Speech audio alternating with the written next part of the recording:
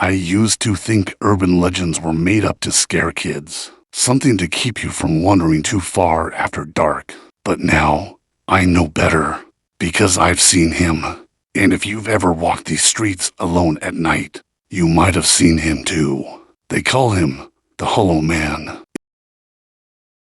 It started 3 years ago, in a city that never sleeps. I just moved into this small apartment, cracked walls, flickering lights, the kind of place you tell yourself is temporary. But every night around 2 a.m., I'd hear footsteps in the hallway, slow heavy dragging. At first, I thought it was just the pipes or a drunk neighbor. Then the knocking began, always 3 times, always on a different door, but never anyone there. People in the building whispered about him.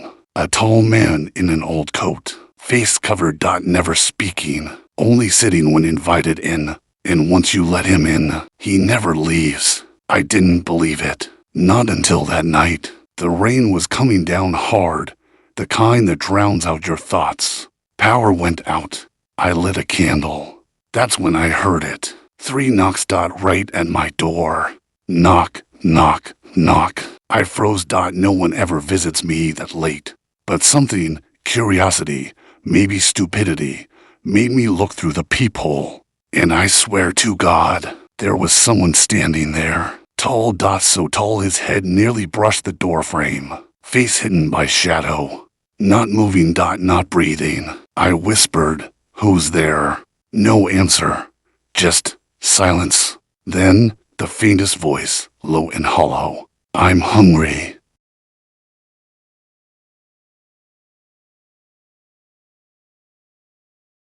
Didn't open the door, but when I blinked, he was gone. No footsteps, nothing, just the sound of rain again. I thought it was over, but at 2:03 a.m., I heard it again. Only this time, it wasn't the door.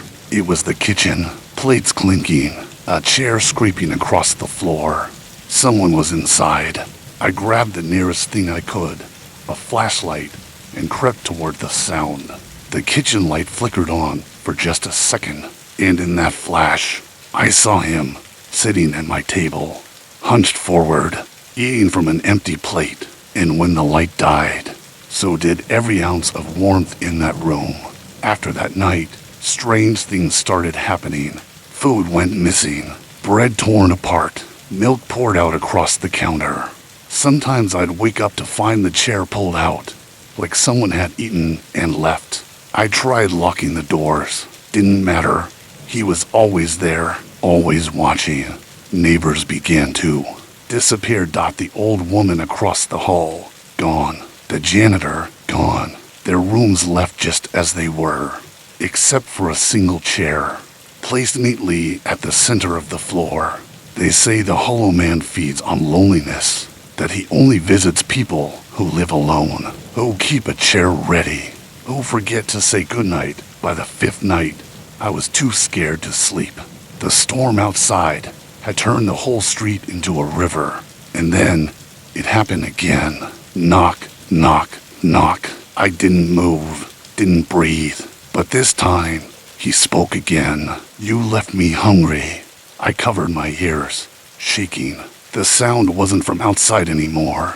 It was behind me. When I turned around, the candlelight bent, like something huge had stepped between me and the flame. And then I saw him, sitting at the table, same as before. No face, no voice, just the sound of chewing. I screamed, but no sound came out. The world felt thick, like a dream I couldn't wake from. And then he stopped. He turned his head toward me, and in that silence, I realized something. There was food on the plate, but it wasn't mine. It was me.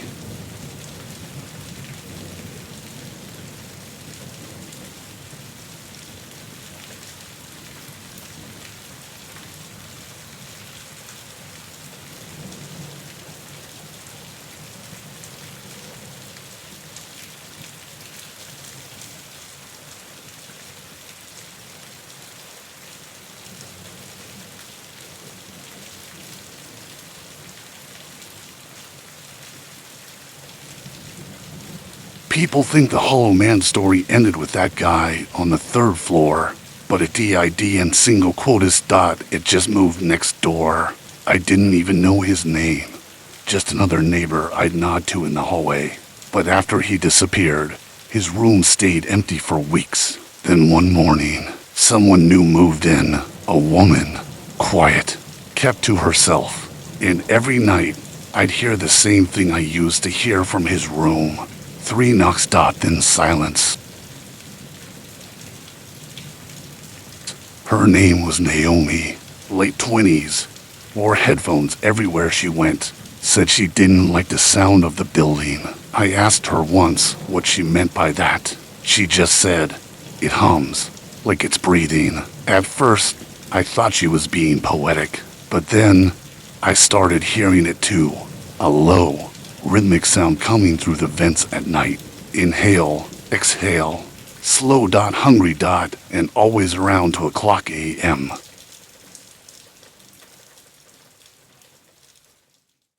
Naomi started complaining that her food went missing. Bread, fruit, anything left uncovered. She thought it was rats, but one night she caught a glimpse of something in the hallway mirror. A tall shadow, longer than it should have been, standing just behind her reflection. But when she turned, nothing. She told the landlord. He laughed and said, "That's just the building settling." 2 days later, he stopped showing up. When the power went out again, I checked on Naomi. She didn't answer, but her door was open a crack, and I could see candlelight flickering inside. On her table, there was a journal. The first line said, "He only eats what you fear to lose." The next pages were smeared, like she'd been writing with shaking hands. But one entry stood out. "He sits closer every night. I stopped setting the table, but he still finds a place to sit."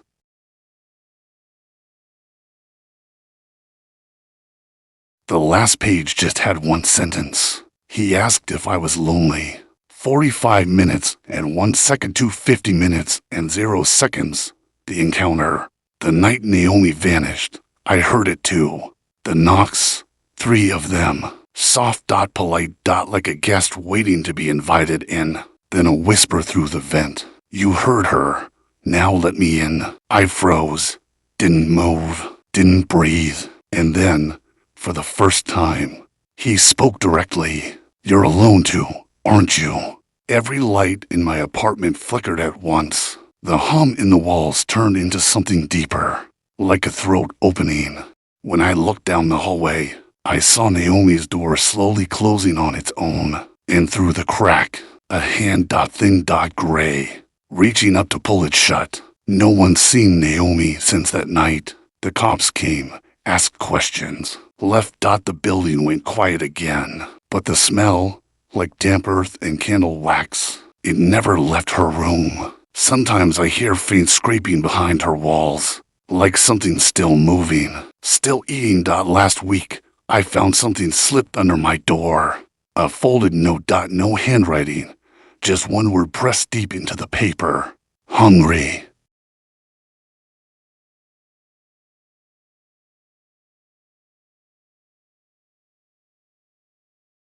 People keep moving into that apartment. None of them last more than a month. Some say they hear footsteps. Others hear someone breathing beside them when they sleep. But everyone hears the same 3 knocks. Knock, knock, knock. And if you ever stay there, and someone whispers, "You're not alone anymore," don't answer. Don't move. Because the moment you do, you've already invited him in.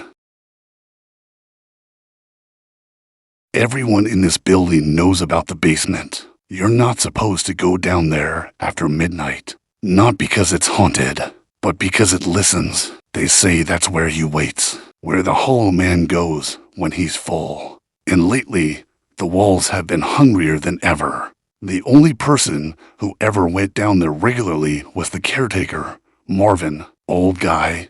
Smelled like smoke and engine oil. He said the pipes below the building ran deeper than the city blueprints showed. Whole other tunnels down there, he'd say, older than this place. One morning, He came up pale as chalk, wouldn't talk, just packed his things and left. When the landlord asked why, Marvin said, "There's someone eating under us." A week later, the lights went out again. The elevator stopped working. I went down to check the fuse box. That's when I heard it. A wet, dragging sound, like someone pulling a heavy bag across the concrete floor. Then a whisper, my name, coming from the dark. I told myself I imagined it. But when I turned on the flashlight, there were footprints, bare, long, and wet, leading deeper into the basement. At the end of the hallway, I found a metal door I'd never seen before. No lock dot, just rusted shut. Something had written words across it, finger traced in grime. "Do not feed him." I stood there, like shaking in my hand. Then the handle moved. Just once, a slow turn, like something on the other side had been waiting for me. I ran back upstairs, but that night the sound followed, dragging, scraping under the floorboards, like something crawling through the pipes. The next morning, the building stank. Rotten food, damp earth. The smell came from the vents, the same vents Naomi used to complain about. When I checked the basement again, the metal door was open.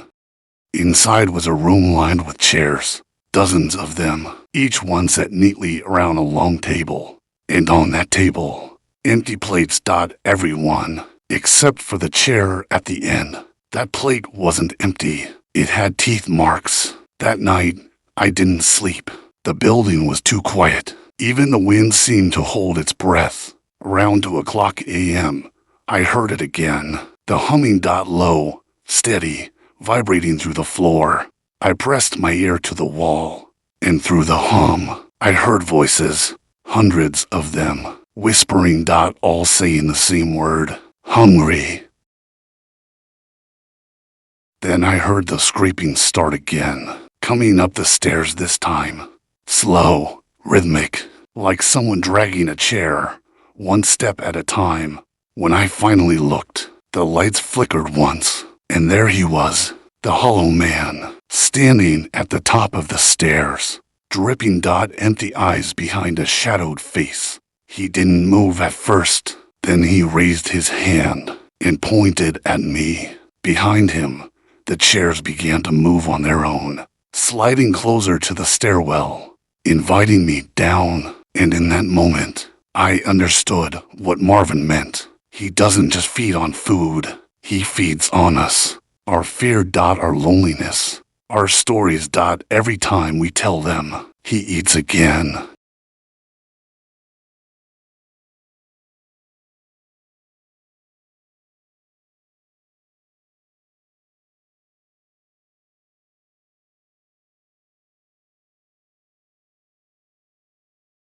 So if you ever hear someone talking about the Hollow Man, don't listen too long, don't retell it, and whatever you do, don't invite him in.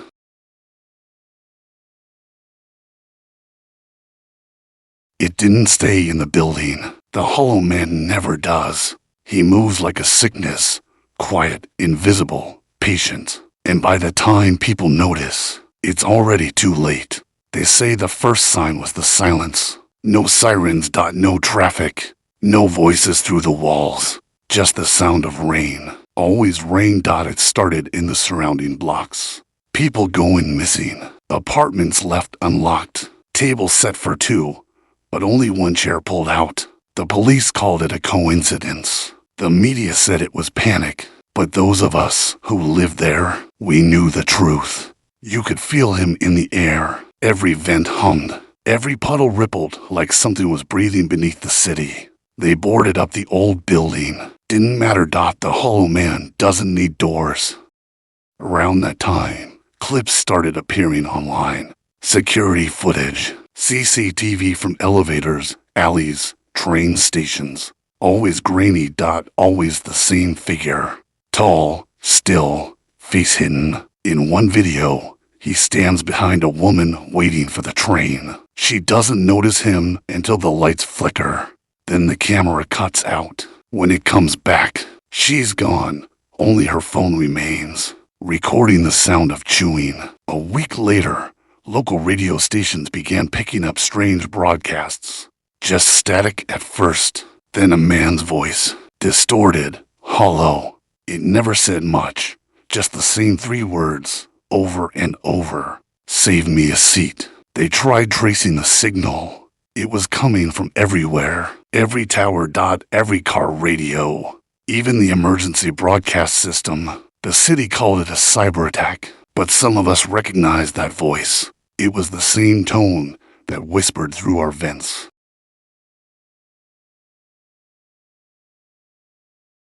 Within days, people stopped leaving their homes. Shops closed. Buses ran empty. The power grid failed one neighborhood at a time. Those who did go out said the streets felt wrong. Too quiet, like the buildings themselves were listening. And sometimes, if you looked long enough at a window, you could see someone inside, sitting perfectly still, at a table, with an empty plate. They weren't alive. They were feeding him. I'm one of the few still left. I don't go outside anymore. I keep my lights off. I don't set the table. But every night, I hear the hum grow stronger. Sometimes, my reflection moves before I do. Sometimes, I see chairs pulled out that I never touched. And when the hunger gets close, the shadows stretch toward me, like they know my name. They say the Hollow Man doesn't kill. He just waits until you're tired enough, lonely enough, hungry enough to let him in. Some say he's not a ghost at all. He's a reflection of the city itself, the part that feeds on all of us who live alone, who forget to speak, who keep a chair waiting for someone who never comes back. If you're hearing this, maybe you've felt it too. That weight in your apartment at night. That feeling that something's sitting just behind you.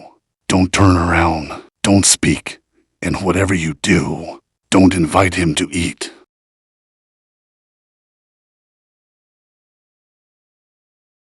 Because once you do, you'll never eat alone again.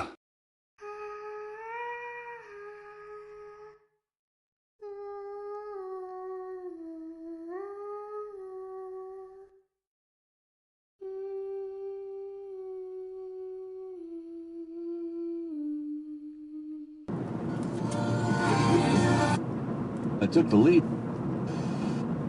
Somebody's heart. The city didn't sleep anymore. Every window reflected something that shouldn't be there. A shape, sometimes tall, sometimes wrong, sometimes missing a face entirely.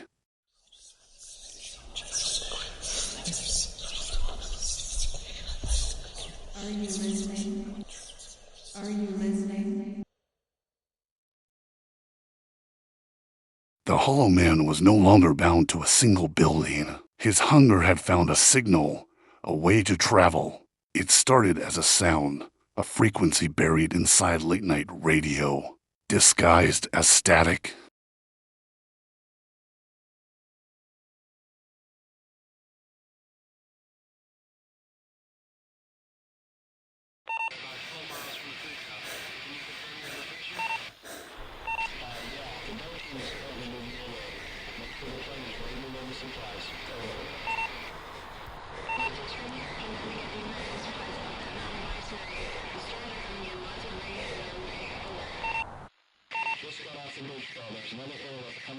Those who heard it swore they felt someone standing just behind them, breathing in sync with the static, matching the rhythm of their heartbeat.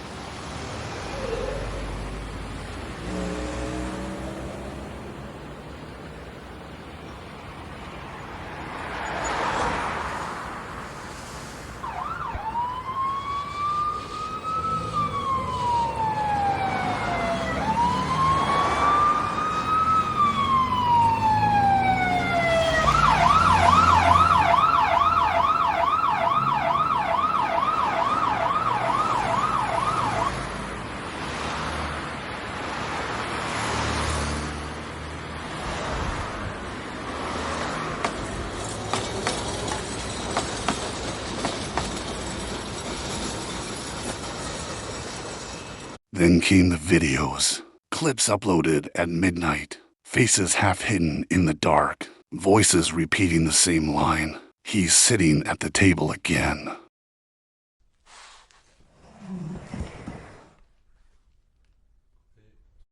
The authorities called it hysteria. The stations blamed signal bleed. But one by one, the anchors, the podcasters, even the morning hosts began to stutter mid-sentence, as though their voices were being rewritten.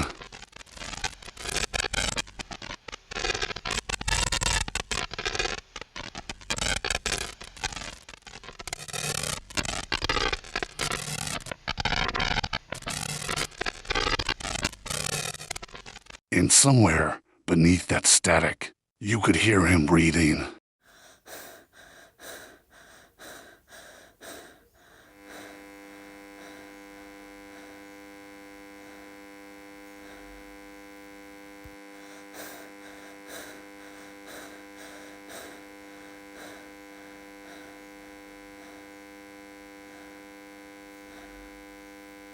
No one remembers who first aired the full recording. A man reading a story, a ghost story, about a figure that sat at a family's table. He said it was fiction, but those who listened to the end stopped turning up for work the next day.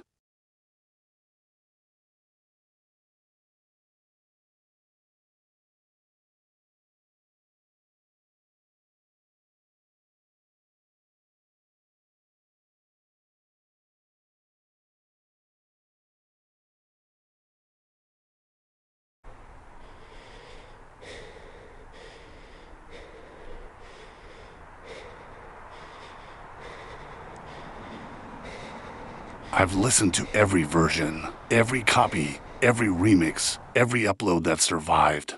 And the strangest thing is, each version has something new.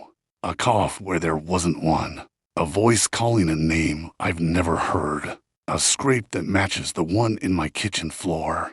Some say the Hollow Man was never real. That he was born from grief, stitched together by fear and shared across signals. But if you're hearing this right now, he's closer than ever.